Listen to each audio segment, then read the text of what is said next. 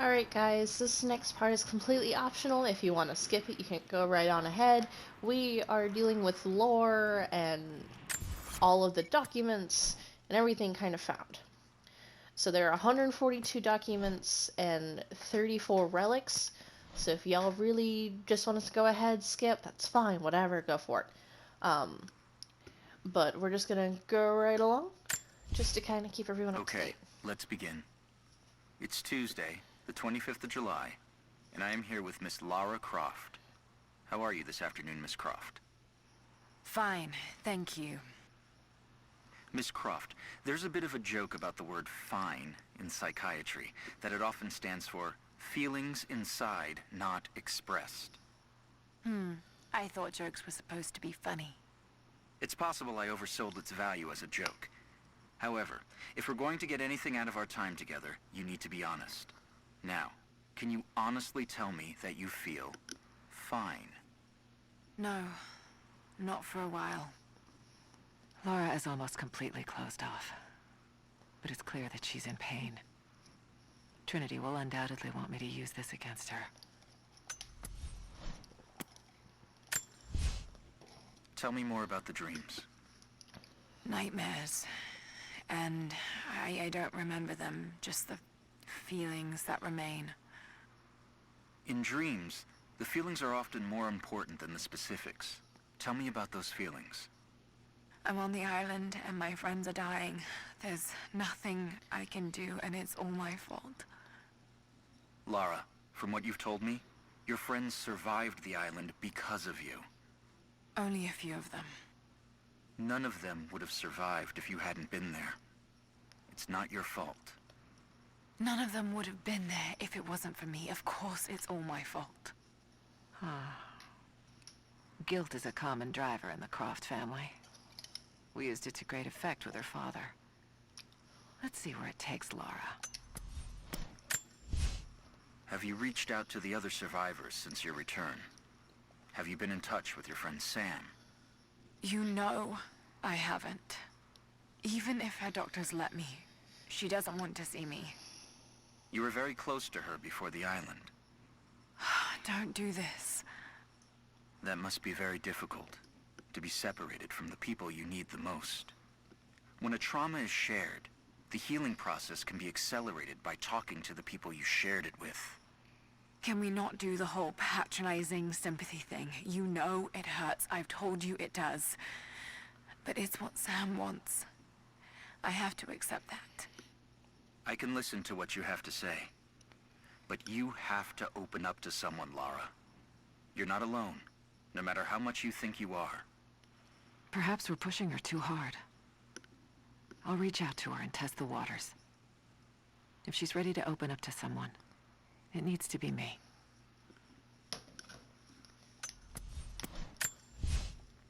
So, Lara, I want to talk about your father. I understand you've been asking about his research at the university. I just had some questions. There's so much in my head, but I don't have the connections. My father was researching something very similar to what I experienced on the island. I don't think this will help you move on from that trauma. Quite the opposite, in fact. It's been helping. It's given me focus. But your father was... how to best put this? Unhinged. Insane. Well, that's what people are saying about me now. Precisely my point, Lara. You can't continue to let your emotions get the better of you. This is a good sign.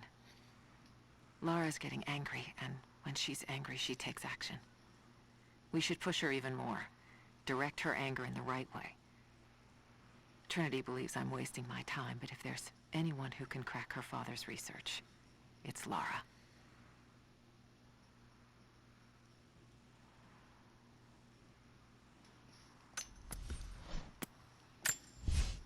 That's the third time you've mentioned Jonah today. You've been spending a great deal of time with him. He's one of the few people who understands what I went through. I worry that only spending time with him might not be healthy for you. Oh, really? Care to explain? He's a reminder of the past. You're going back to the island in your head over and over again, to the exclusion of everything else. Jonah makes me feel like myself, and he doesn't charge an hourly rate. Jonah is becoming a problem. He's a calming influence, and she listens to him. He'll pull her away from her research. Before long, I'll need him out of the picture.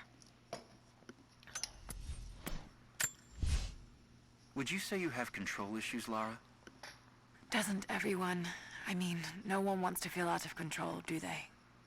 But not everyone has been through what you have. I had to take control of the situation. If I didn't, then we'd all have died on that island. And did you enjoy taking control?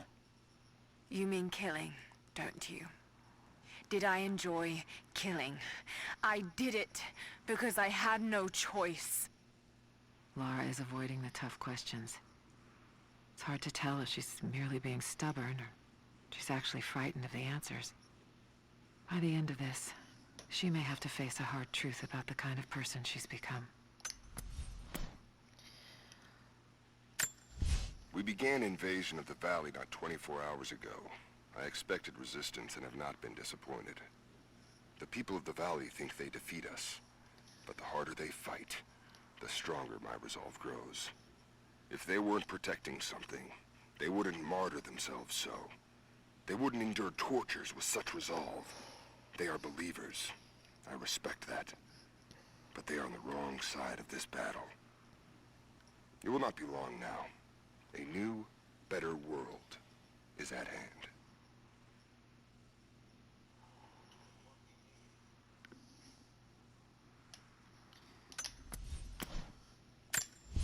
Anna has let the mask fall. She and I are finally fully reunited. It has been difficult without her these past years. When I'm weak, it's always been her voice that gave me strength. When she loses hope, I ignite that hope for her. That being said, I must confess that I am worried about her. Her health falters, yes, but my concern is with her resolve. I fear that some piece of her was lost in her time with the Crofts. She must have faked her emotions for Lord Croft so powerfully they became real. And now I feel that fear has spilled over to Laura.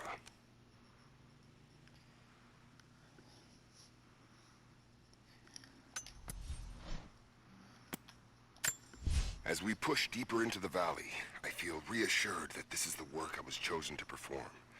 My stigmata itch with sensation. It is a constant reminder of my higher purpose, of my singular position in this higher purpose. I was a child, innocent to the evils of the world. Then, one night, I woke in such pain, a scream on my lips. Blood dripped from my palms when I saw it. I was terrified. It marked me. It meant something. I cannot shirk this mission any more than I can shirk my own hands.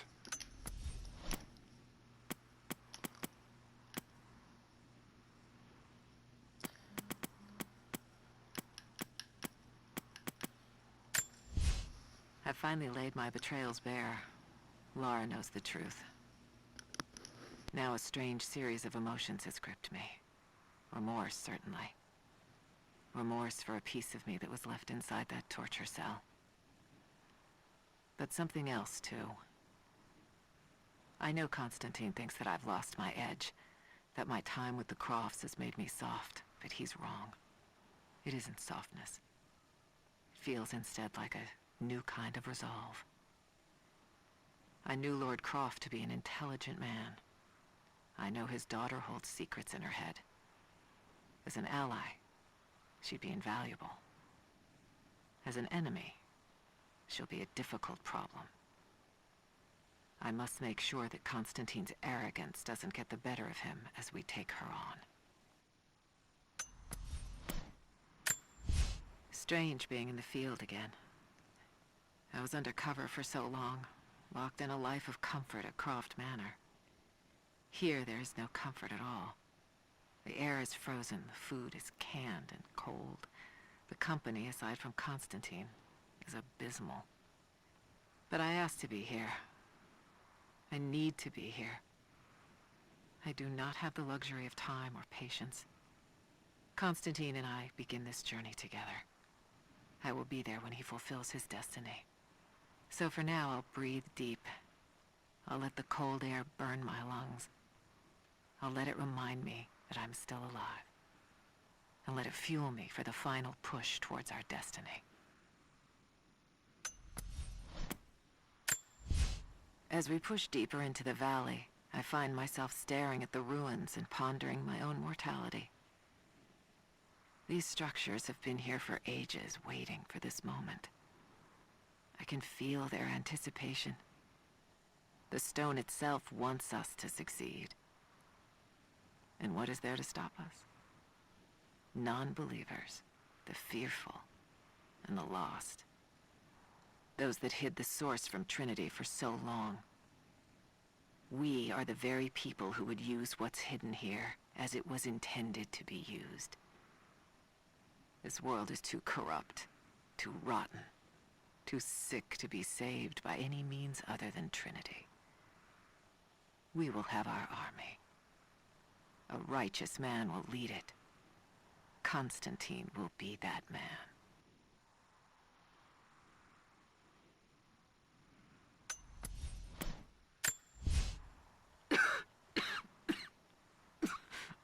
This fucking illness. It's ruining my body. Now it threatens my mind as well. I keep drifting off. Getting lost in memories. Lost in thoughts of the day Lord Croft died. How the plan had to shift. How I thought we had failed. And before that, my early days with Trinity. Learning the secret histories of the world, learning that it was our duty to save it. And back farther, to childhood. Constantine and I, with only each other to rely on. And then I ripped myself free, back to the present. I've always done what had to be done, and this time will be no different. Croft continues to create difficulties for us. She's rallied the Valley people from their squalid huts and helped lead them to a series of victories. I wish I could make her understand just how wrong she is, how misguided her ideas of morality are. The world is too flawed for stopgaps. A lone hero cannot rescue it. The idea of revealing the divine source to the world would be laughable if it wasn't so dangerous. Did I think she could be turned to Trinity's side before? Yes. But not anymore. We were close, she and I. There is a bond there, but I think now there is no other choice. She must be broken. And I know she can be broken. I've broken stronger than her.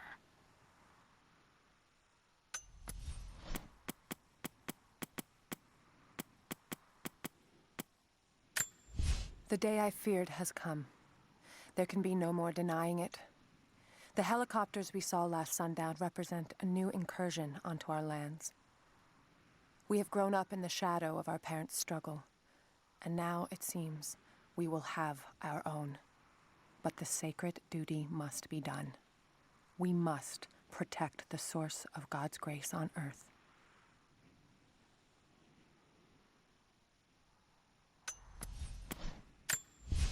My father is missing. Last night, I told him of the invaders and the weapons they have at their disposal. When the sun rose, he was gone. Cyril told me he would be back, but the day is almost done and no one has seen him. I fear he may have done something rash, the old fool. We need him. At this moment more than ever.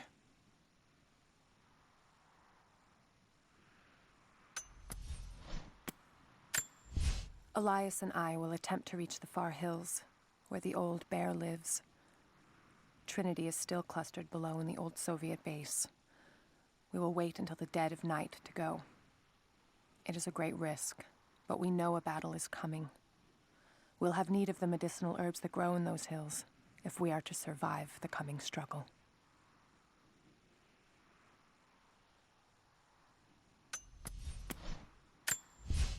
I underestimated our enemy.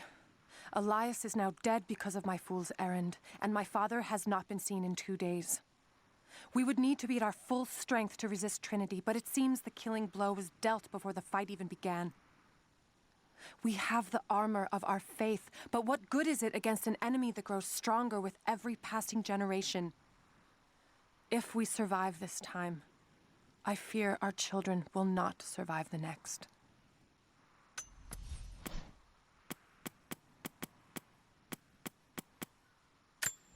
Another difficult winter for my people. There are more deaths than births now. And as the seasons pass, the young ones are becoming restless. I see them looking to the sky when the rare plane passes overhead. Wistful, wondering, longing. I know they are still deeply committed to the cause, but I also sense a change coming. An end to our way of life is on the horizon. The most recent invaders are fading from memory. But as the technology of men advances, more are bound to find our valley again. And we are bound with the fate of this place. For better or worse.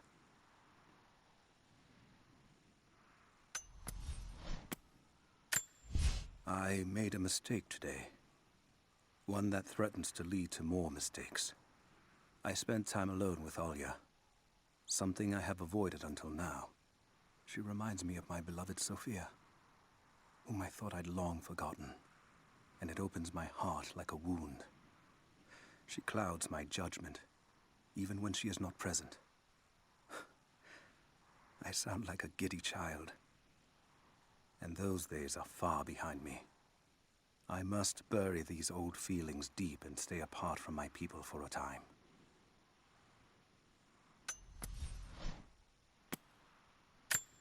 I can no longer deny the pull that Alya has on me. She came to me, alone, as I walked the passes high above the valley. I know now that the draw was mutual. I explained to her why I could not, should not. Why my position amongst our people should preclude such folly. Why I could never make her happy. But it didn't matter what I said. As my mouth spoke, my arms reached out to enfold her, and we embraced. It has been so long, and I am still human.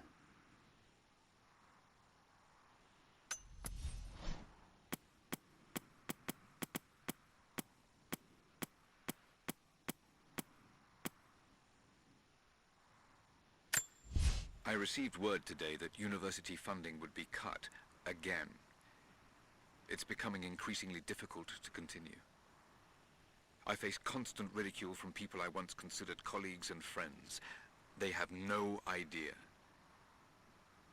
There is a truth behind all myth. The stories of all cultures speak a universal language, and they point to a startling possibility. The world is not what we think. Our lives are not what we think. If I continue, I face isolation. I will become a pariah. But I will continue. For Amelia. It was her death that set me on this path, and for her, I cannot waver. I wish every night that she was still here, that I'd had the tools to help her.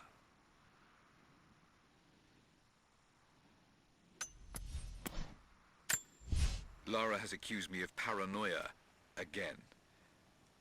Perhaps she's right. But I've been approached by people asking to see my research, people offering no credentials. I'm sure someone is watching me. Strangers outside the manor house, odd phone calls at odd hours, and then last night, the house alarm was tripped. Someone had tried to break in. I believe they represent an organization called Trinity. There are oblique references to them in much of my work, but what they're after, I do not know. I've begun taking steps to ensure my work remains secure.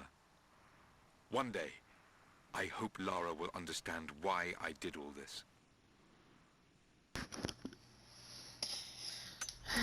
Alright, there's so much lore. A lot of it we found.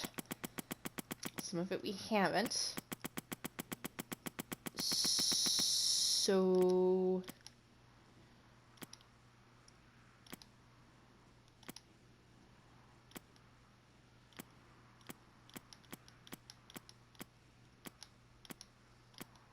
what I'm gonna do is we're just gonna move on to regular relics. The hilt of an ancient dagger.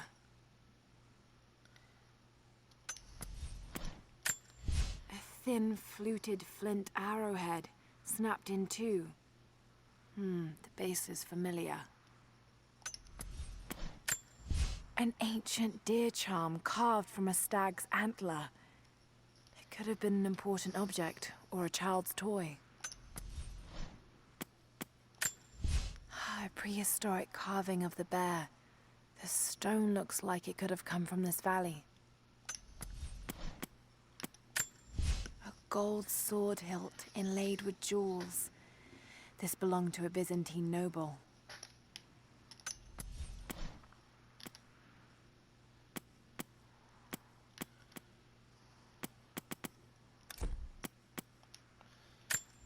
A gold belt buckle. Decorative, but strong and functional. It appears to be part of a military uniform. The standard of the Prophet's army. This would have been mounted above a flag and carried by a standard bearer.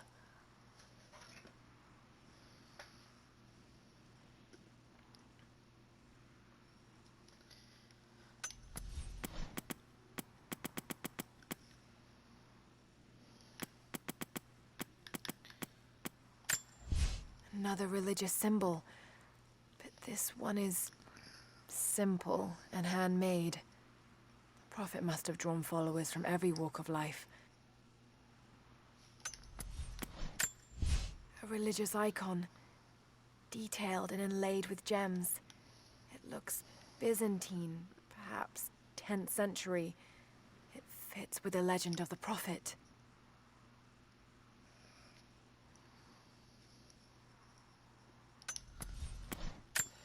A ceremonial cloth worn by priests during Mass.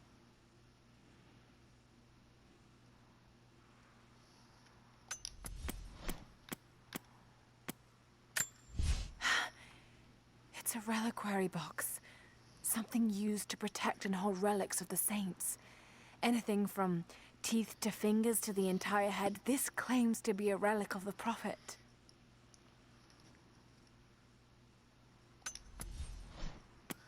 A Byzantine brooch. The enamel work is beautiful.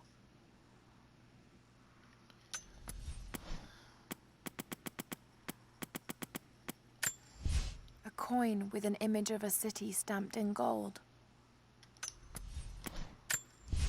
A golden necklace of incredible detail. Whoever made it, it's the equal of anything found in the Empire. A golden chalice fit for a king or a prophet. It was made here in Katash.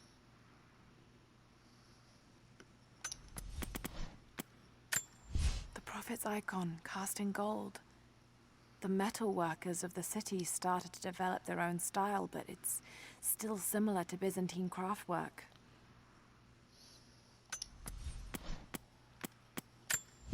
An arrowhead carved from bone. This looks like Mongol craftsmanship.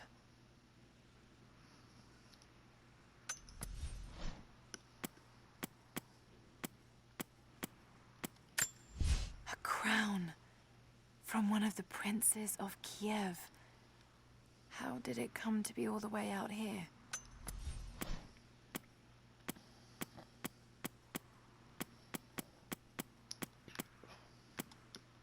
A basket made of silver. Certainly meant to be decorative, but someone's been using it to carry grain.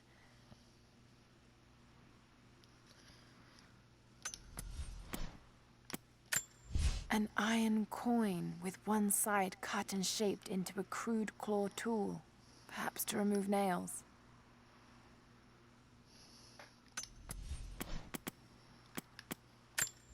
This flask belonged to a soldier in the Red Army. I don't recognize the insignia. The Hero of the Soviet Union Medal.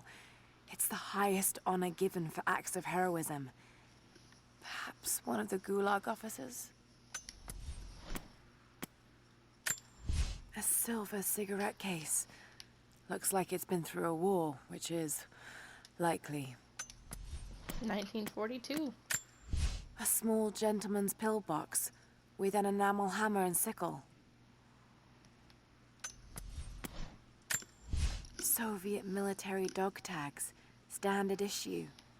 The name is Yuri Ravdonikas. Don't know how you can tell that. A small, intricate clockwork toy, made of bits of scrap metal and other detritus, all from the Gulag. Must have taken a long time to gather the parts. Another sculpture, but this one looks like a game. A family photograph, Russian, late 1950s. Perhaps one of them was imprisoned here. A Gulag identification card for one of the prisoners. A trigger mechanism for a bomb. It's the same handiwork. He must have been gathering the supplies for a long time.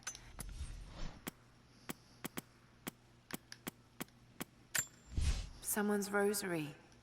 These beads have been worn away, almost to nothing. A badge of rank in a military order. Trinity. A military patch for Trinity soldiers. Aside from the design, there's no identifying text. They keep themselves hidden, even from their own foot soldiers. Baba Yaga's weapon. It's a scythe, but it's been dressed up to look like a witch's broom. Everything she did served the myth in some way. Alright guys, well that is Relics and whatever documents I can stomach right now. Thank you guys so much. We are going to continue on. If y'all want to see kind of what's going on, this is the place is all that has been completed. I might go back sometime and like actually finish everything. Probably not, but I'll think about it. So I just wanted to thank you guys for everything. I hope you guys have a good rest of your day. When we come back, we are going to be continuing. So thank you guys. Have a good day. Peace.